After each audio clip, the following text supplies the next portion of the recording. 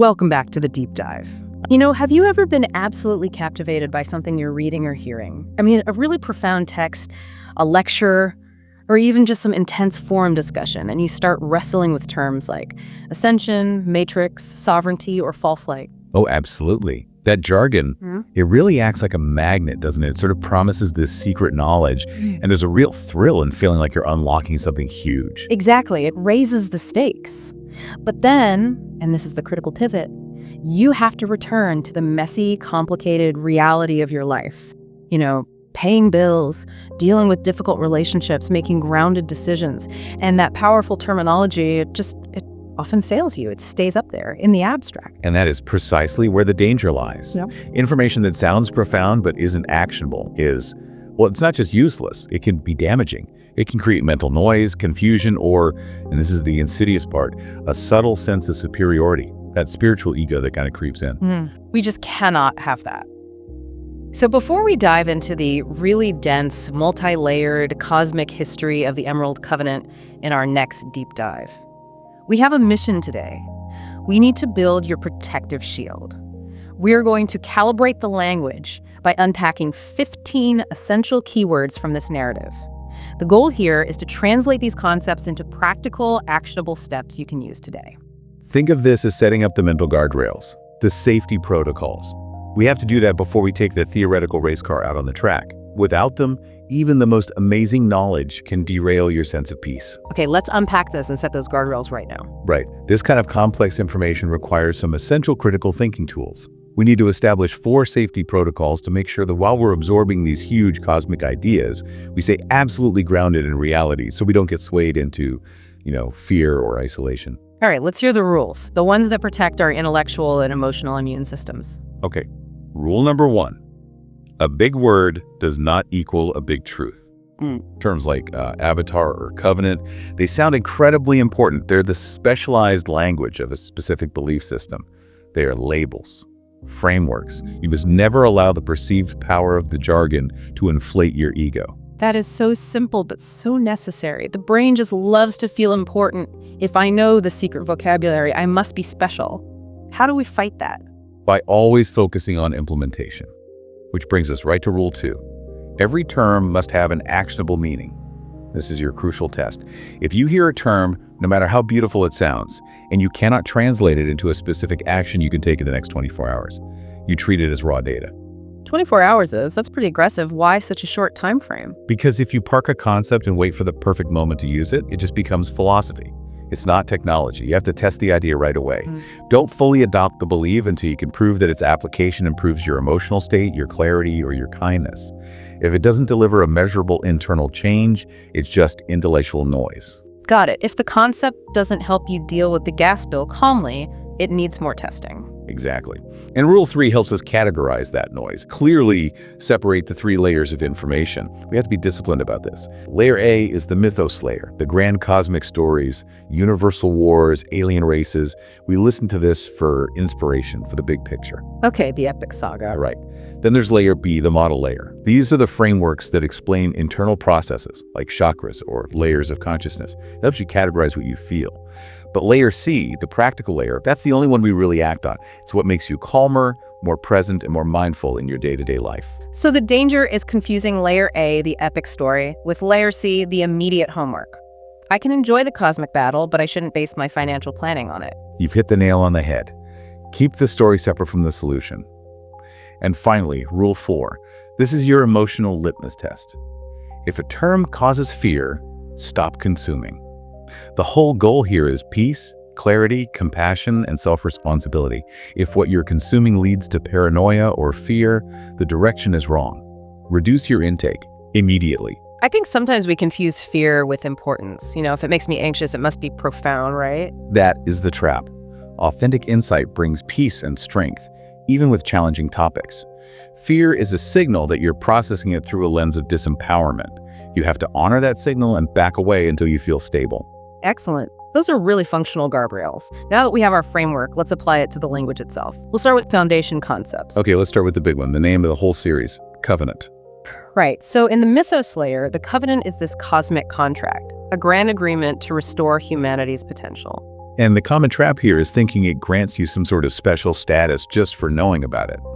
The true actionable meaning is much simpler and, I think, more powerful.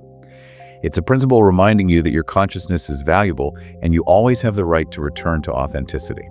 Okay, but if the action is just being honest with yourself, how is that different from just being a good person? Where does the cosmic contract part come in? The cosmic context provides the why.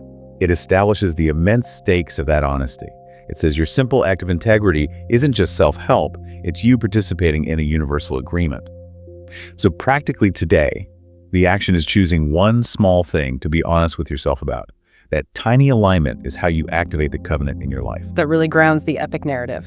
Okay, next up, emerald. This is more than just a gem. Absolutely. Emerald, in this context, is a symbol. It signifies the heart that still holds light and the intention to restore integrity. The actionable meaning here is to perform a 60-second heart check before you react to something. Walk us through that. How does that check work in the real world? It has to be quick. So before you send that angry email or respond defensively, you just pause and you ask, is what I'm about to do coming from fear and defense, or is it coming from sincerity and truth? That 60-second recalibration is the act of aligning with the emerald principle. Okay, now we're hitting a really foundational one. Term 3, discernment. I'd argue this is the one skill that separates stability from chaos on this path. I agree 100%. It's the most crucial skill. Discernment is the ability to clearly separate three things that often pretend to be one: information, fear, and truth. Give us a tough scenario. Let's say I hear a really charismatic message about some looming global event. It's detailed, it's well argued, and it creates immediate anxiety. How do I apply the test? You apply the three-question rule rigorously. 1. What is the verifiable evidence? Is this just a fear narrative, or are there actual facts I can check? 2. Does listening to this calm my mind or agitate it? If it leaves me paralyzed, it's failing the peace test. And 3. Is there anything small I can do right now based on this? If the only action is to wait in fear, then it's non-actionable data. Discard it. That is such a powerful way to reclaim your inner peace. Okay, next. Sovereignty, energy self-ownership. The definition is pretty simple. I own my perceptions and my choices. Oh. That means you don't delegate the remote control for your life, your emotions, your actions to anyone else. No guru, no leader, no entity. But isn't there a danger there that this idea of owning my perceptions leads to just cutting yourself off, dismissing all criticism as other people's drama? That's the most common pitfall. The trap is confusing sovereignty with stubborn isolation. True sovereignty lets you listen to all the input, but you reserve the right to make the final choice about what takes root in your heart. The actionable meaning is to practice setting a small, conscious boundary today. Like, I will listen to this, but I will not let the speaker's anxiety infect my system. A proactive filter, not a hard wall. Okay. And the last one in this foundation group, the Christic or Christos template. Right, and contextually, this has zero to do with religion. It's a model for the pure potential, the complete blueprint that exists within us. The actionable meaning is simply to choose one small, clean behavior today. Just focus on non-drama for 24 hours. So if I commit to not engaging in gossip, not getting hooked into social media outrage, just that simple, clean choice is me tuning into that highest frequency. Exactly. It's measurable, controllable, and immediate. That small act of integrity activates the template. So now we can move into the process and tools. These are the concepts that sound so grand, they often cause people to kind of float away. We need to link them to measurable personal change. Let's hit the biggest one first, ascension. Right. The immediate trap is thinking it means you'll literally float into the sky, or that life becomes problem-free, or you have to abandon the world. So if it's not floating, what is the grounded definition? In this framework, ascension means changing the baseline of your nervous system and your mind. It's about shifting from heavy, reactive states to light, stable states. And here's the crucial new metric. Start measuring how long you meditate. Start measuring how quickly you can return to balance when something bad happens. That is brilliant, because that makes it testable in a traffic jam, not just on a cushion. If I used to be angry for 2 hours after a disagreement, and now I'm neutral in 30 minutes, that's tangible ascension. The speed of recovery. That's the true sign. Okay, term 7, timeline. Everyone is talking about shifting timelines. It sounds like external destiny or some complex physics. A timeline is just the sum total of our repeated choices. It's your habit loop. It is not some external destiny set in stone. The timeline you are on right now is the direct result of all your habits from the last 6 months. So the real secret isn't a complex ritual, it's being fiercely intentional about the small, repeatable choices we make today. Absolutely. If you want to change your future timeline, you have to plug the leaks in your current life. Do you stay up too late scrolling? Go to bed 30 minutes earlier. Stop refreshing that anxiety-inducing news feed.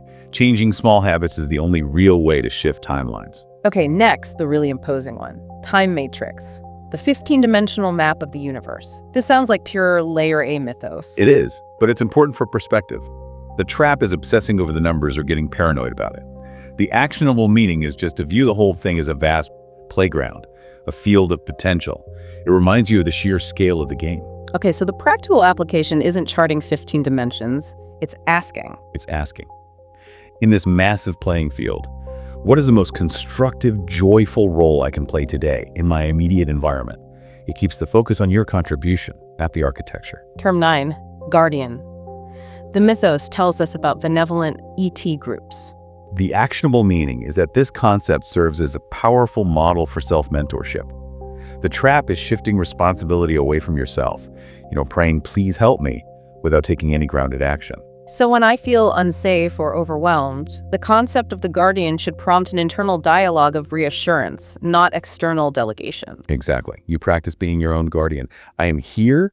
I see you. I will take care of you. It's an immediate re-internalization of authority. And finally, transmission. Receiving data, channeling, downloading insights. The actionable meaning here is to apply the filter. Accept only what you can implement. People wait for years for the big download, the secret scripture. That's a mistake. Take one small idea from what you heard today and execute it immediately.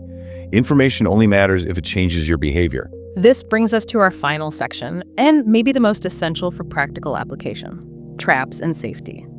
This is your final protective shield. Let's start with a crucial warning: false light. Not everything that looks bright or sacred is authentic.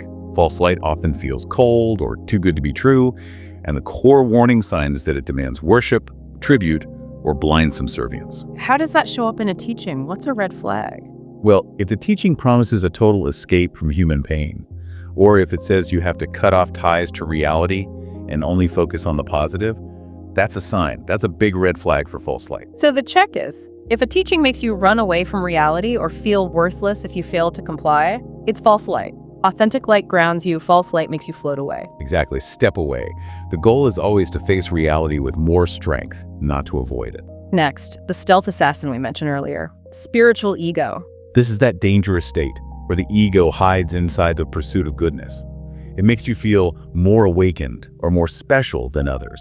It often comes out as judging people who aren't vibrating high enough. The ultimate humility trap. So how do we constantly check ourselves against that? We change the internal question. Stop asking, do I know more than them? And start asking, does this knowledge make me kinder and more patient right now? That shift is the only valid metric for genuine growth. Following that, and just as critical, spiritual bypass. This is using spiritual concepts as an excuse to avoid solving real-life, messy problems. I know I'm guilty of this when I try to manifest a clean house instead of just picking up the socks. And the more intense examples are emotional avoidance. Using higher vibration, talk to sidestep unnecessary confrontation. Precisely. Being furious at a partner but saying, I've let it go, while still seething inside. To stop bypassing, you have to acknowledge the truth. Admit the anger, sit with it, and address the root cause. Use spirituality to face reality, not to mask it. Term 14, energetic hygiene. Sounds like cosmic self-cleaning. It sounds highly technical, but the definition is supremely simple. It's just caring for your nervous system. Your nervous system is the ultimate receiver of all this information. If it's frazzled, your discernment fails. So the actionable meaning cuts right through the complexity. Exactly. 3 basic grounding steps you can do right now. 1, drink water. 2, move or stretch your body. 3, shut off screens before bed. Simple self-care is high-level spiritual practice. And finally, shadow work. Shadow work is acknowledging and integrating the unlovely, repressed parts of ourselves. Critically, it is not digging until we become depressed. It's about acceptance without self-condemnation. So the actionable meaning is, when you find yourself intensely irritated by someone, pause and ask yourself, are they reflecting a part of myself that I don't want to accept? Use others as a mirror for learning, not a target for judgment. This has been a complete calibration. It's an immune system. For those moments when you still feel scattered or lost by new information, we want to give you an emergency toolkit. We call it the Map Compass Ground Protocol. It takes about 4 minutes. First, the map. That's 1 minute. You just ask, which layer is this information on? Is this the epic mythos, the internal model, or the practical layer? Yeah. You recalibrate the context so you don't confuse a story with a command. Second, the compass. 1 minute. Check your inner warning system, your gut, your heart. Does this information make me calmer or more afraid? If it's fear, start consuming. Your body is telling you it's unusable right now. And third, the ground. 2 minutes. Return immediately to the physical body. Do a few cycles of a 4-count inhale, 6-count exhale. Or just stand up, drink some water, and move. Nothing grounds abstract knowledge like physical reality. If you remember nothing else from this deep dive, take these 5 power words with you. They are your 5 commandments for conscious engagement. 1. Discernment. Separate the signal from the noise before you believe. 2. Sovereignty. Reclaim ownership of your choices. Set a small boundary today. 3. Timeline. Your life changes through repeated conscious choices in the present. 4. False light. Beware of beautiful words that encourage you to run from reality. And 5. Spiritual bypass. Never use spirituality as an excuse to avoid confronting real, messy problems. We now have the vocabulary, we have the protective shield. Next time, we finally enter the core content, the origin story of this entire narrative. And this groundwork raises the provocative question we'll explore. Why did the universe in this narrative need to establish a covenant in the first place? And how is that grand cosmic drama reflected in the very structure of the DNA in your body right now? Prepare yourself. Having these tools ready is going to make the next deep dive much more impactful and a lot less confusing. We'll see you then.